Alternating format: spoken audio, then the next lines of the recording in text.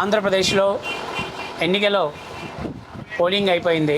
ప్రస్తుతం ఆంధ్రప్రదేశ్లో వైఎస్ఆర్ కాంగ్రెస్ పార్టీ, అలాగే తెలుగుదేశం పార్టీ, జనసేన, బీజేపీ కూటమిల మధ్య జరిగిన హోరాహోరీ ఎన్నికల కురుక్షేత్ర సంగ్రామం పూర్తయిపోయింది. ఎవరికి తగ్గట్టుగా వాళ్ళు అంచనాలు ఎస్టిమేషన్ వేసుకుంటున్నారు. ముఖ్యంగా వైఎస్ జగన్మోహన్ రెడ్డి గారు రాయలసీమలో 2019లో దాదాపుగా కడప, కర్నూలు, నెల్లూరు, అంటే ఒక నెల్లూరుని కూడా కలుపుకుంటే నెల్లూరు వరకు కూడా వైఎస్ఆర్ కాంగ్రెస్ పార్టీ ఈ 3 జిల్లాల్లో స్వీప్ చేసింది. ఎక్కడా కూడా ఒక్క సీట్ కూడా తెలుగుదేశం పార్టీ గెలిచిన దాఖలు లేవు.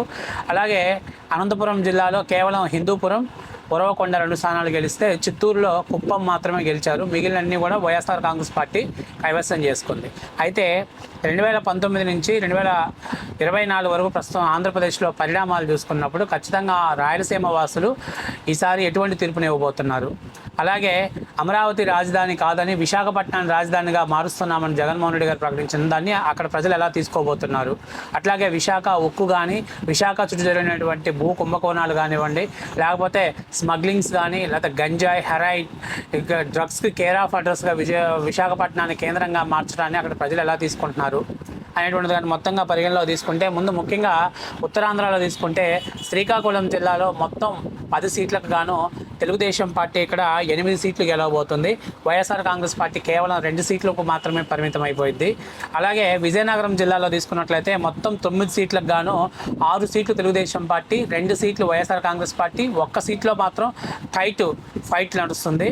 ఇక విశాఖపట్నంలో మొత్తం 15 సీట్లలో తెలుగుదేశం పార్టీ 11 సీట్లను గెలుచుకోబోతుంది. 2 సీట్లని వైఎస్ఆర్ కాంగ్రెస్ పార్టీ, 2 సీట్లలో టైట్ ఫైట్ నడుస్తుంది.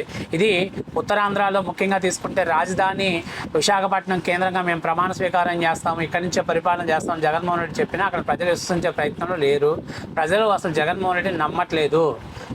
ఉత్తరాంధ్ర ప్రజలు వైఎస్ జగన్మోహన్ రెడ్డి నమ్మే పరిస్థితిలో లేరు. రేపు ఎన్నికల ఫలితాలు ఇంకా ఇంతకంటే ఘోరంగా వచ్చినా కూడా ఆశ్చర్యపోవాల్సిన పని లేదు. ఉత్తరాంధ్రాన్ని భూ కబ్జాలు కేర్ ఆఫ్ అడ్రస్గా మార్చినటువంటి వైసీపీ ప్రభుత్వానికి బుద్ధి చెప్పాలని అక్కడ ప్రజలు ముఖ్యంగా నిర్ణయించుకున్నారు. ఇక తూర్పుగోదావరి జిల్లాలో మొత్తం 19 సీట్లు ఉంటే 13 సీట్లు తెలుగుదేశం పార్టీకి, 3 సీట్లు వైఎస్ఆర్ కాంగ్రెస్ పార్టీకి, 3 సీట్లలో టైట్ ఫైట్ నడుస్తుంది. ఈ 3 సీట్లలో కూడా తెలుగుదేశం పార్టీకే హెడ్జ్ ఎక్కువగా ఉంది. అలాగే అంటే Telugu Desam party, Janasena, BJP alliance కూటమికి పొత్తు ఇక్కడ ఎక్కువగా ఉంది. ఇక పశ్చిమ గోదావరి జిల్లాలో మొత్తం 15 సీట్లు ఉంటే 12 సీట్లు తెలుగుదేశం పార్టీ అంటే కూటమికి, 3 సీట్లలో వైఎస్ఆర్ కాంగ్రెస్ పార్టీ గెలిచే ఛాన్సెస్ ఎక్కువగా ఉన్నాయి. ఇక కృష్ణా జిల్లాలో మొత్తం 16 సీట్లలోనూ 13 సీట్లు కూటమికి, కేవలం 2 సీట్లు మాత్రమే వైసీపీకి, 1 సీట్లో మాత్రం భారీ టైట్ ఫైట్ నడుస్తుంది. ఇక గుంటూరు జిల్లాలో మొత్తం 17 సీట్లకు గాను 14 తెలుగుదేశం పార్టీ కూటమి గెలిచే ఛాన్సెస్ ఉన్నాయి. 2 సీట్లు మాత్రం వైఎస్ఆర్ కాంగ్రెస్ పార్టీ, 1 సీటు మాత్రం టైట్ ఫైట్ నడుస్తుంది. ఇక ప్రకాశం జిల్లాలో మొత్తం 12 సీట్లకు గాను 8 సీట్లు తెలుగుదేశం పార్టీ, 2 సీట్లు వైఎస్ఆర్ కాంగ్రెస్ పార్టీ, 2 సీట్లు టైట్ ఫైట్ నడుస్తుంది. ఖచ్చితంగా ఈ 2 సీట్లలో కూడా తెలుగుదేశం పార్టీకే కొంచెం హెడ్జ్గా ఉంది. ఇక నెల్లూరు జిల్లాలో మొత్తం 10 సీట్లకు గాను 5 Telugu Desam party, 4 YSR Congress party, 1 seat మాత్రమే టైట్ ఫైట్ నడుస్తుంది. ఇక్కడ నెల్లూరు నుంచి కూడా చూసుకున్నట్లయితే గతంలో నెల్లూరు వైఎస్ఆర్ కాంగ్రెస్ పార్టీ స్వీప్ చేసింది. 1 సీట్ కూడా తెలుగుదేశం పార్టీకి రాలా. కానీ జగన్మోహన్ రెడ్డి అనుచిత నిర్ణయాలు గుండానో, లేకపోతే అక్కడ ఉన్న నాయకత్వంలో, అంటే బలమైన నాయకత్వం, కుటుంబ నాయకత్వం ఉన్నటువంటి కోటంరెడ్డి, మేకపాటి, అలాగే మరొక వ్యక్తి అంటే నెల్లూరు రాజకీయాలలో ఆనం లాంటి వాళ్ళని పార్టీకి దూరం చేయటం, వాళ్ళకి వేమిరెడ్డి ప్రభాకర్ రెడ్డి లాంటి వాళ్ళు తోడవడంతో ఖచ్చితంగా నెల్లూరు జిల్లాలో ఈసారి అనూహ్యమైన మార్పులు సంభవిస్తాయి. ఖచ్చితంగా తెలుగుదేశం పార్టీ ఇక్కడ 6 సీట్లు గెలిచేటువంటి అవకాశం ఎక్కువగా ఉంది. సో ప్రస్తుత సర్వేలో మాత్రం 5 సీట్లు తెలుగుదేశం పార్టీ కూటమి, 4 సీట్లు YSR Congress party, 1 seat tight fight నడుస్తుంది. ఇక కడప పార్లమెంట్లో మొత్తం 10 సీట్లకు గాను 4 తెలుగుదేశం పార్టీ, 6 వైఎస్ఆర్ కాంగ్రెస్ పార్టీ గెలిచే ఛాన్సెస్ ఎక్కువగా ఉన్నాయి.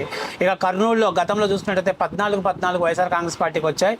కానీ ఈసారి మాత్రం 6 తెలుగుదేశం పార్టీకి, 6 వైఎస్ఆర్ కాంగ్రెస్ పార్టీకి, 2 సీట్లలో టైట్ ఫైట్ నడుస్తుంది.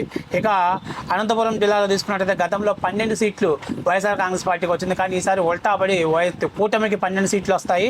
2 సీట్లకు మాత్రమే వైఎస్ఆర్ కాంగ్రెస్ పార్టీ పరిమితం అయింది. ఇక చిత్తూరు జిల్లాలో మొత్తం 14 సీట్లలో గతంలో చూసుకున్నట్టు చిత్తూరు జిల్లాలో బాగా ప్రాబల్యం చూపించిన వైఎస్ఆర్ కాంగ్రెస్ పార్టీ 6 సీట్లు వైఎస్ఆర్ కూటమికి, 5 సీట్లు వైఎస్ఆర్ కాంగ్రెస్ పార్టీకి 3 సీట్లు టైట్ ఫైట్ నడుస్తుంది. ఓవరాల్గా చూసుకున్నట్లయితే టీడీపీ, జనసేన, బీజేపీకి 2024లో 118 సీట్లు వరకు ఇక్కడ లభించేటువంటి అవకాశం ఎక్కువగా ఉన్నాయి. టీడీపీ, జనసేన, బీజేపీ అలయన్స్ పొత్తుకు ఆంధ్రప్రదేశ్లో 2024 ఎలక్షన్స్లో 118 సీట్లను లభించే ఛాన్సెస్ ఎక్కువగా ఉన్నాయి. వైఎస్ఆర్ కాంగ్రెస్ పార్టీ కేవలం 41 సీట్లకు మాత్రమే పరిమితం అవుతుంది. ఇక 16 సీట్లలో టైట్ ఫైట్ నడుస్తుంది.